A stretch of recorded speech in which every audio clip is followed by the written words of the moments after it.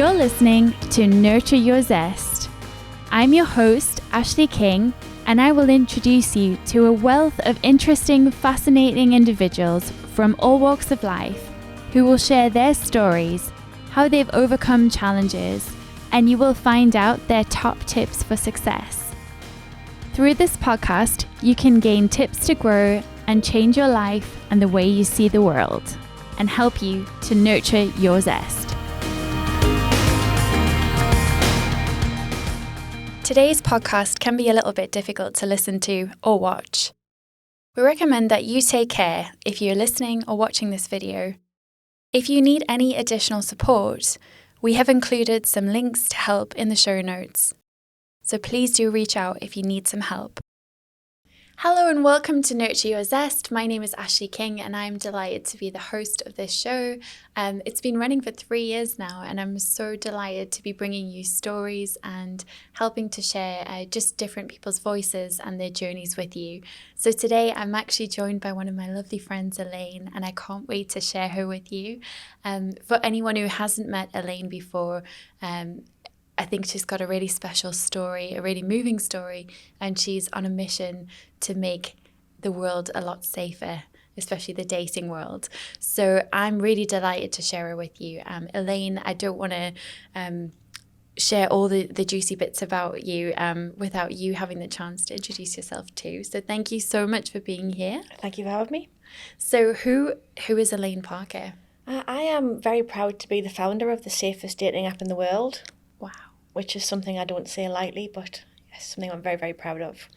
I mean, that is quite an accolade, quite a term, and we're going to dive into, why we need to have safe dating apps, some of the journey to get there. But before we do that, I also want to acknowledge what you said about being a female founder. So a woman in tech, tech's a huge pillar of this show. We love to talk to people in tech, but I think as a female founder myself in production, I know that often there are issues around gender equality, parity of esteem, pay, equal opportunities, things like taking time off, having kids or career breaks, all these things. So to be talking to an award-winning woman in tech, female founder, and just really inspirational person, I'm delighted to have you here. Thank you for coming on. Thank you.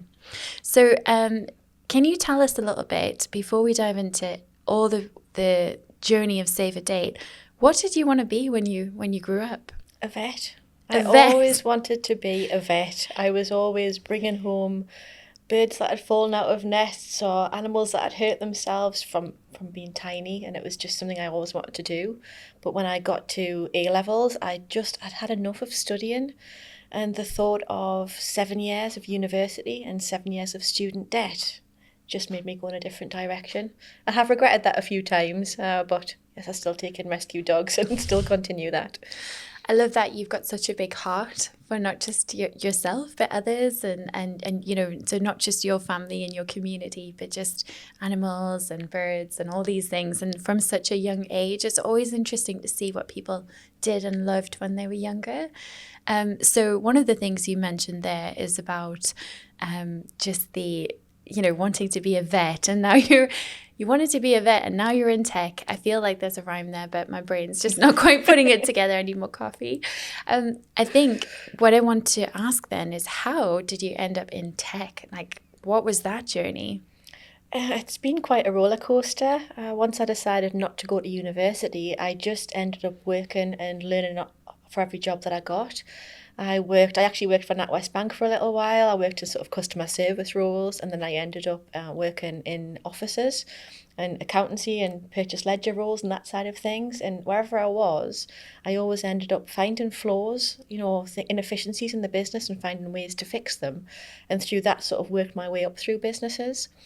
And I ended up working for an IT support company for a few years. Again, it was me and 4 men. And then I worked for a software development and IT security company for about 7 years. I started off as the office manager in that one. And when I first started off there, I remember walking in the office. There was, I think, 12 to 14 men in an open plan office, no women at all. the person I was taking over from had left already, and I said, what training is there? And they went, there's your computer. And it was literally sink or swim. I found out that the lady before me hadn't done the accounts for 5 years, and I had to literally unpick it and start again. So that was quite the challenge. But I found lots of flaws in that business again and inefficiencies and worked my way up. And I ended up learning web development and all sorts on that in that role, just by asking questions, sitting, learning, taking in as much as I possibly could. And I worked my way up to director in that business, which was my first directorship, which I was very proud of. But the MD decided to close the business in 2017, so I was made redundant. And that was when I started my first job. So that, again, was tech. So that was a business where I was literally running a web development company. And it's just me doing some web development, doing some marketing, a bit of bookkeeping for people. It was really to help small businesses wherever they had a gap that they needed to fill but didn't want a full-time employee. It was just where I could go in and use my skills to help them thrive. So that was where I saw myself being. That was my lifelong career with my first business. But then, obviously, my career took a very different turn when I met a guy on a well-known dating app who turned out to be a monster. And that's where the idea for Safer Date was born. Wow. So there's so much I want to unpick there. We're going to talk about the monster and the journey of Safer Date. But what I want to say first of all is, oh my gosh, can I hire you? I think that skill of being able to go into an organization and actually troubleshoot and spot things that maybe other people don't see. And this is the beauty of working with people from different points of view, different walks of life, different backgrounds. We all have things that we see in a different way.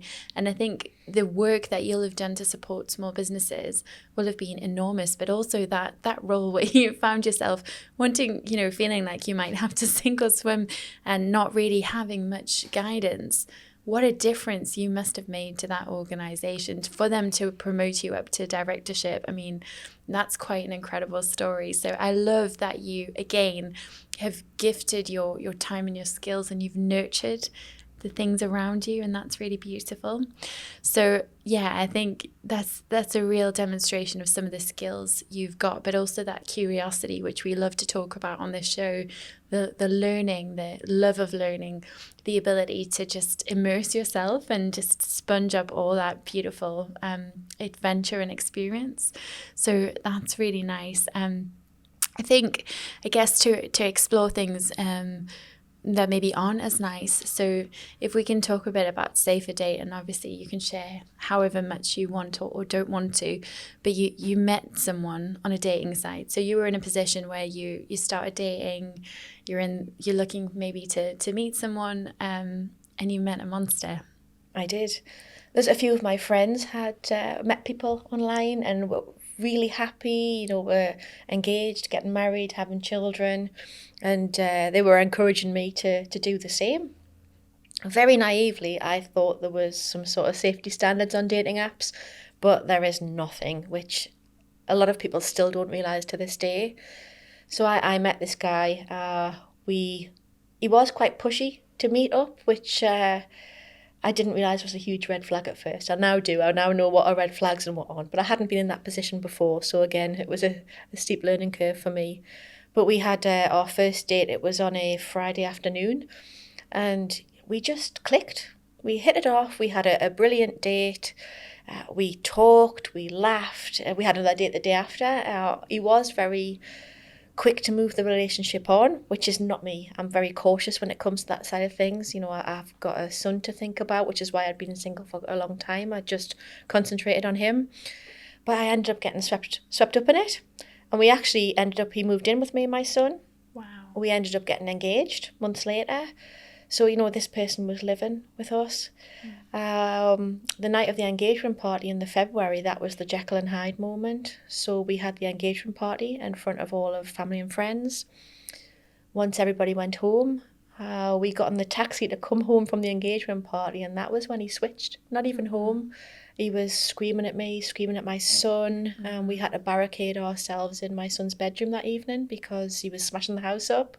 Just crazy. And I don't even know what had triggered him, but he just literally proved to my family and friends that he was what he kept saying, a gentleman. That was his coined phrase.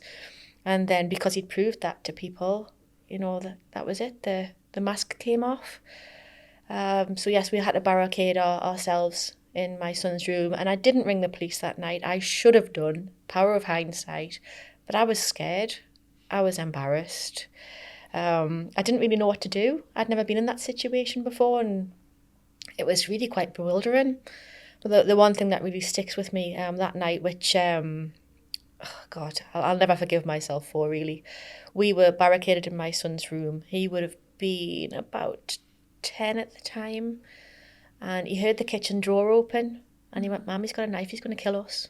Oh, wow. But actually he was just going for a bottle opener because he wanted more alcohol because he wasn't quite drunk enough. But that was my son's first thought, and I wished I'd ran then, but I didn't. I think there was still such a stigma around it, and I felt really ashamed. And I just celebrated my engagement with all of my family and friends. I had a living room full of engagement presents for people wanting to celebrate with us. And I didn't know what to do, quite frankly.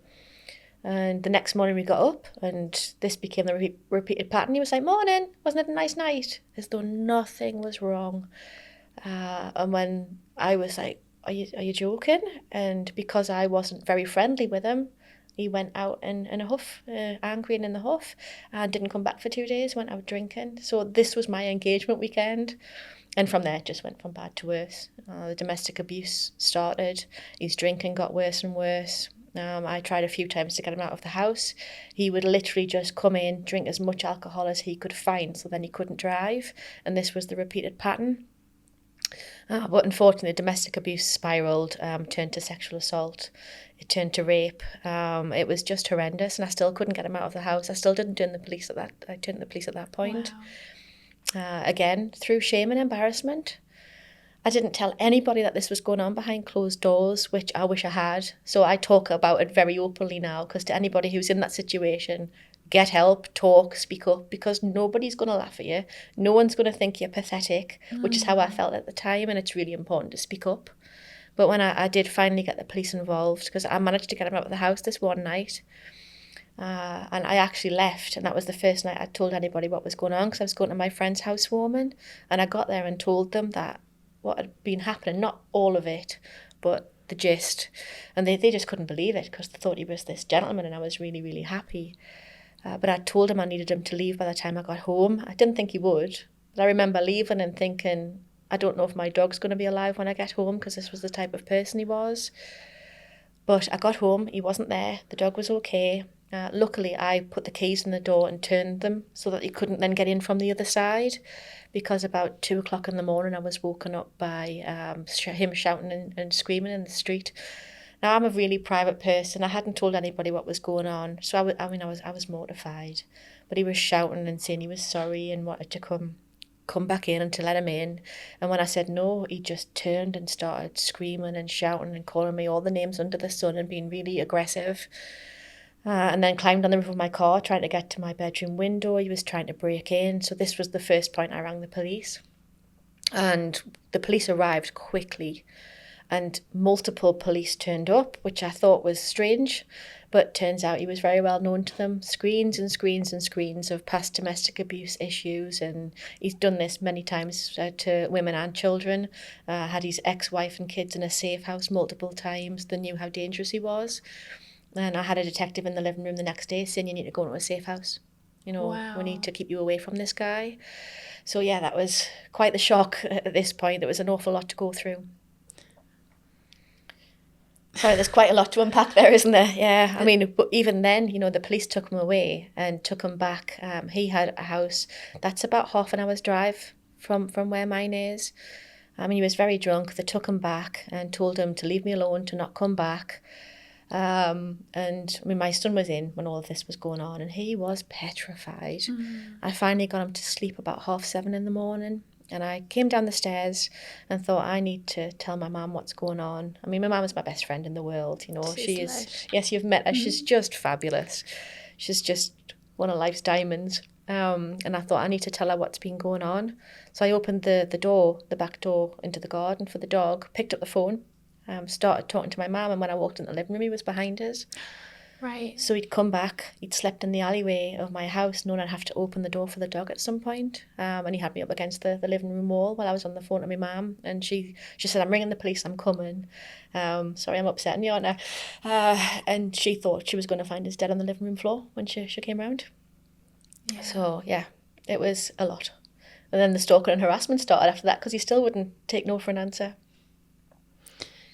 I am really moved by your story, as you can tell.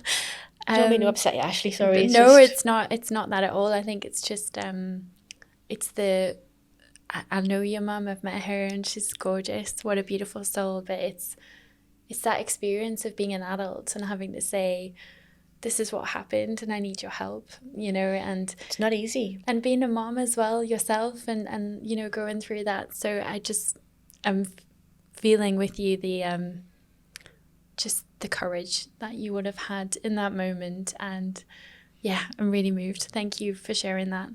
I think what's shocking to me, which you've said yourself, is how known he was to the police, and the fact that that whole experience of being engaged, the love bombing potentially, everything's wonderful, I've met this great person and we just clicked and we got each other, and just the experience you've been through there of having to hide things from your family or friends, and potentially having people saying, so when are you getting married? You're engaged now. When's the big day? And that experience of being afraid and scared, and for your son as well. So how did you cope? How did you rebuild your life? Because I suspect you'll have had to go to work and keep a brave face on despite bruises and assaults. And how did you get through every day?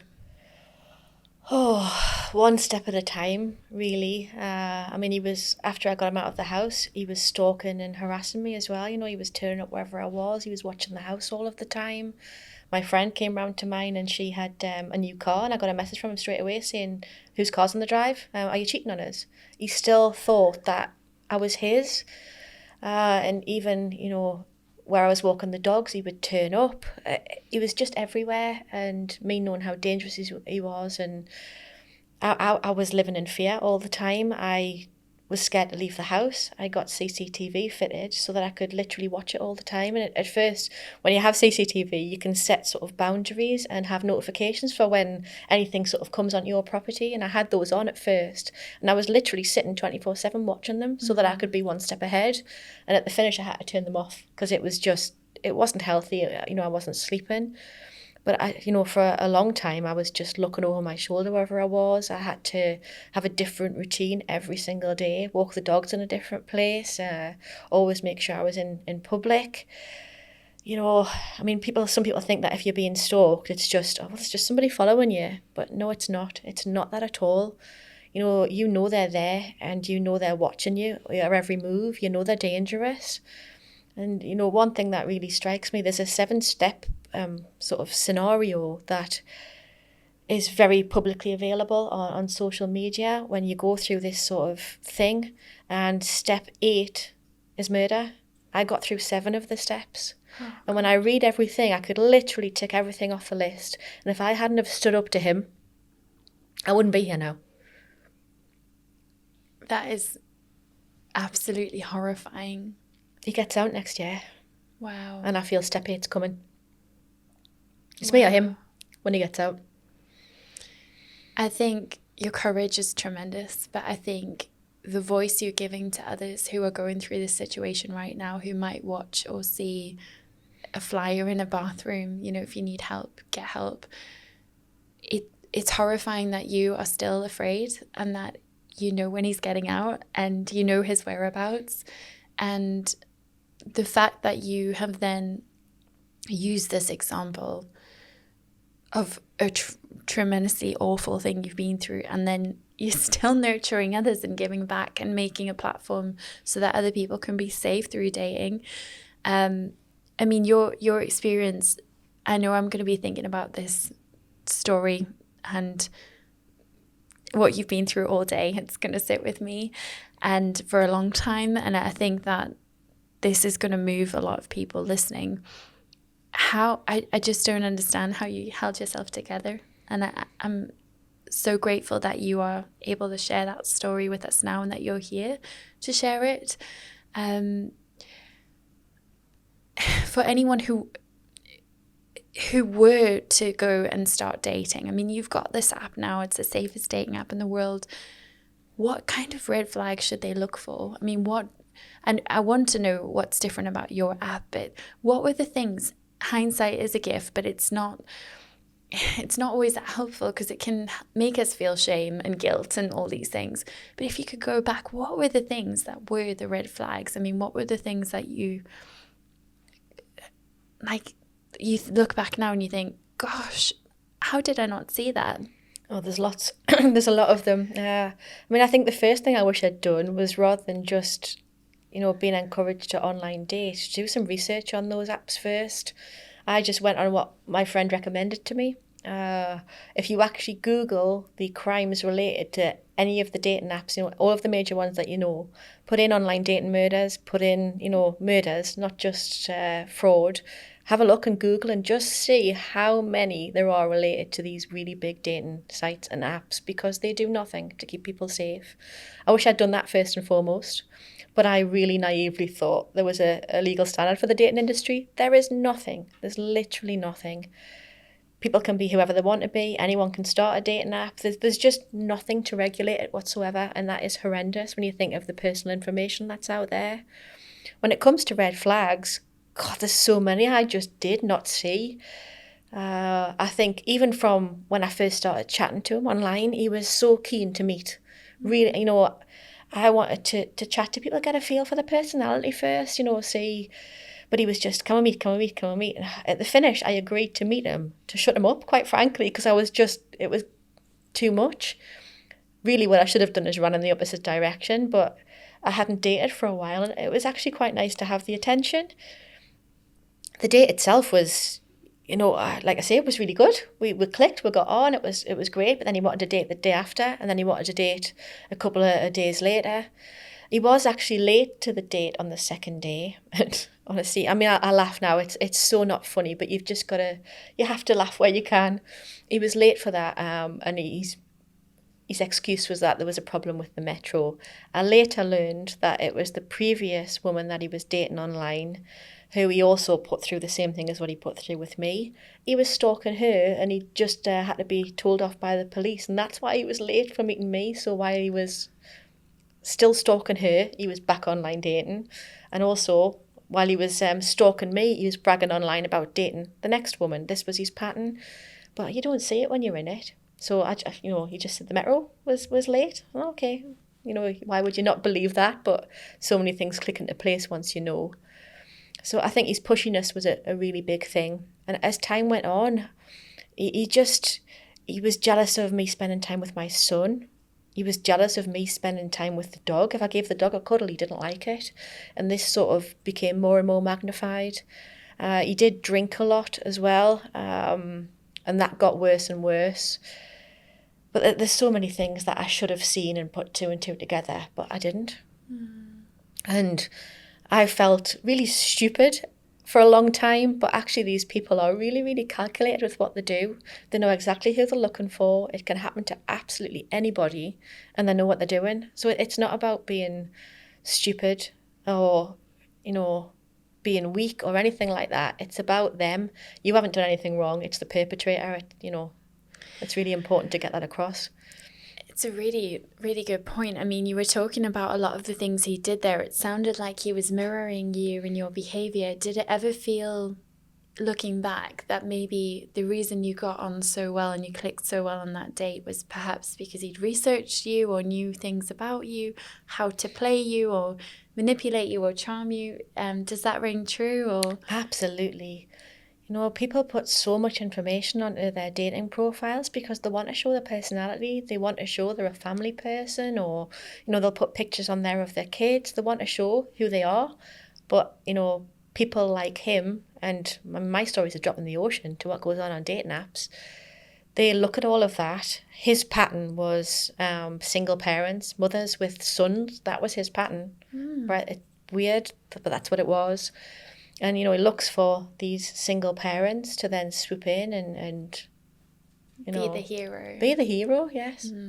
I can't listen to that Enrique Iglesias song anymore because that was the song that he used to always say, yeah, this is me. And honestly, it makes me feel sick now. Absolutely. But yeah, that's exactly what he wanted to be, or wanted to portray, should I say. Wow. I wanted to ask actually about the stalking. So, you know, we watch so much on TV now. We've got Netflix and chill. Lots of people go on Tinder, which is a dating app, to meet someone that they can fool around with, and Netflix and chill. You know, it's like this whole kind of part of our modern society. But we have shows like You, which is all about stalking. And it glamorizes stalking, I think. And I'm curious about your thoughts on shows like that. Do you think that they help, that they have a place in society? I mean, have you ever watched that show? Do you have any thoughts about it? I have watched it, and I think with You, I actually quite enjoyed that for all I've been through, what I've been through. I think because it's so far out there, and, you know, it's something that seems very fictional. So you can kind of just watch it. Things like when you watch The Tinder Swindler and watch things like that that are actually real documentaries, I think those shows are much more beneficial for education purposes rather than the likes of You, because it's for education rather than entertainment, and I think those shows are really important. Yeah, absolutely. It's interesting to hear your thoughts there.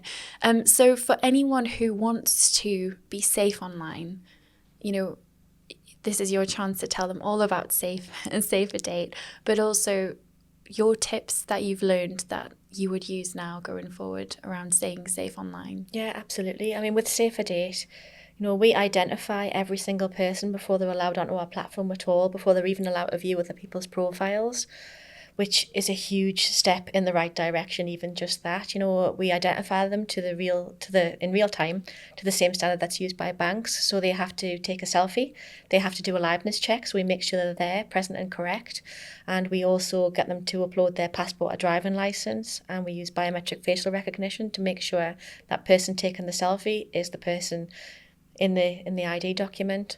And once they've passed that, they can get onto the free version. Now, on the free version of our app, everybody's identified. We filter out all obscene images and text. So, I mean, if you've ever used a dating app, the images you get sent, some of the messages you can get sent through can be horrendous. And we filter all of that out. It doesn't even reach you. We have icebreaker questions to help people start this conversation.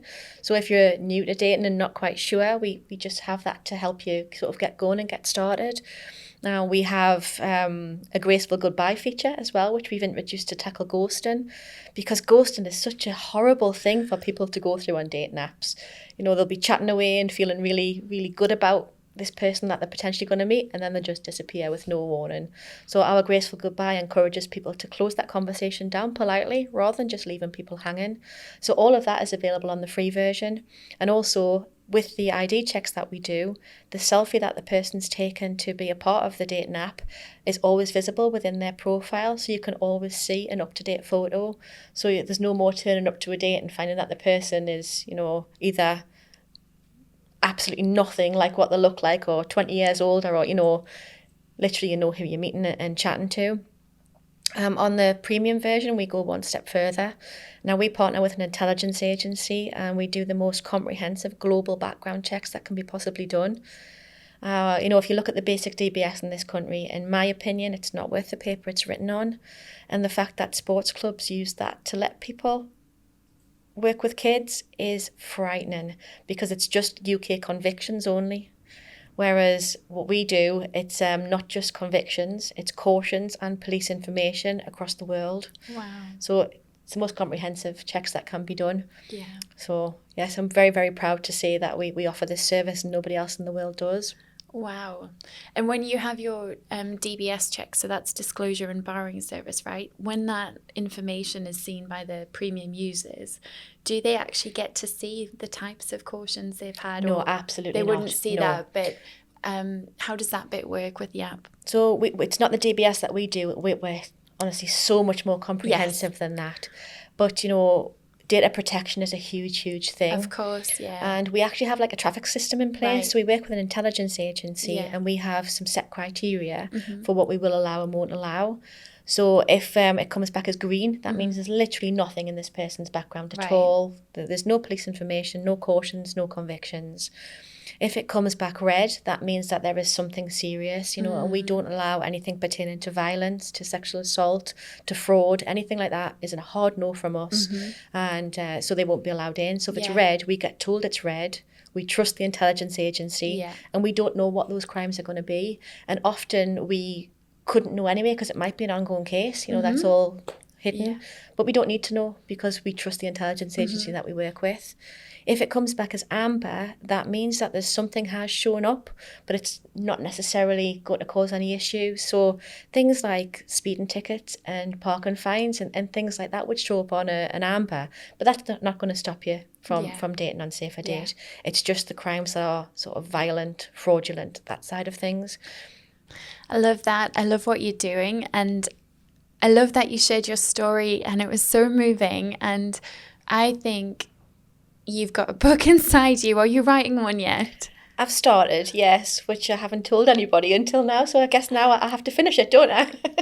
Agreed. I'm writing a book too, and I don't even know if I'll ever share it with the world, but it's just helped me so much as a form of healing, that release and just writing. And I think stories have such a power to empower others. So thank you so much for sharing yours. There's one special question we have to ask you. Okay. So that is, what is your way to nurture your zest? So how do you, when you're going through a rough time, what is your one word that would kind of help you reconnect with yourself? People, quite frankly. When I was going through my darkest times, I am terrible for locking myself away, closing the curtains, closing the blinds, turning off my phone, hiding from the world. It's kind of my coping mechanism, but the only way to get me out of that is to kick myself up the backside and get out around my people. And that's what gets me going again, helping people. I thrive on that. Learning to reach out is something that I'm still learning about. It's still really difficult because I'm very stubbornly independent. But yeah, people are what keep me going, my tribe. I love that. And we say your flock a lot here. So at Flamingo Heights, we've got so many bird-related sayings, but I think you're right. Having the right flock around you, the right people, can be such a game changer, and it can help so much with healing. And I'm so grateful for you sharing your story. Thank you so much for being here today. Thank you for having me.